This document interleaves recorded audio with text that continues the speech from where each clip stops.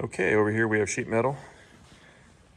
So starting at the rear of the truck, we've got a tailgate, still banded and sealed in original packaging, NOS tailgate handle, latches, one trunnion and some small parts. And then we have bed sides. These are both NOS. They are not perfect. Left side, not sure if you'll be able to see it or not, has about a 1/4 inch ding right there. And so that will have to be worked. And this other side has a couple of really minor dings going along that same line. And those are both less than 1/8 of an inch right there. And I can't even feel, I think it's just right here. But my feeling is that this side will go away with filler primer.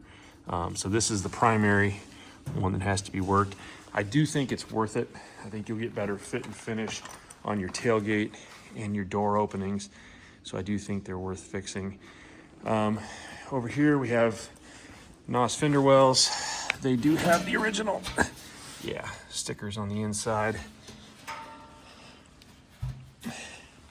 And those are always a little tricky to fit with aftermarket, so that's really a nice thing to have. And over here, I have a set of the nicest takeoff doors I've ever seen. These came off a low mileage Survivor truck.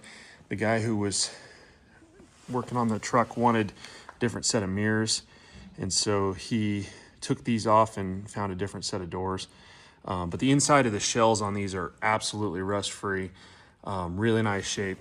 They've got a little bit of surface rust along the trailing edges where they had the chrome edge guards on. And then this side has a minor ding right here. And other than that, these things are just perfect. And obviously these are truck doors. They have to be cut down to use on a Blazer. For those of you who don't know, it's a pretty simple process. Basically it involves drilling out the spot welds on the rear side of this frame and then making a cut at a specific measurement and then just welling in a cap piece right there. There's good instructions on how to do that online. And so moving on, these are NOS door skins, left and right, still banded in the packaging. And so what I would recommend for somebody doing a high-end restoration is de-skin these doors, blast them, and then put on a good coat of epoxy primer on the interior, and then spray them with one of the new sound deadening coatings like lizard skin. And I think that will reduce your road noise going down the road and will make that door close a lot quieter. I think you'll come out with a really nice outcome. Another thing I'd recommend doing is mask all of your spot welded seams and then spray them with a coat of weld through primer before you reskin, and you'll end up with a door that'll last forever. The door is such an important part of a build, in my opinion, because that's the first and last thing a driver or a passenger interacts with when they get in and out of the vehicle.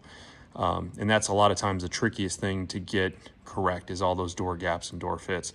And so having NOS parts is really a big advantage. So anyway, moving on. Rocker panels, left and right.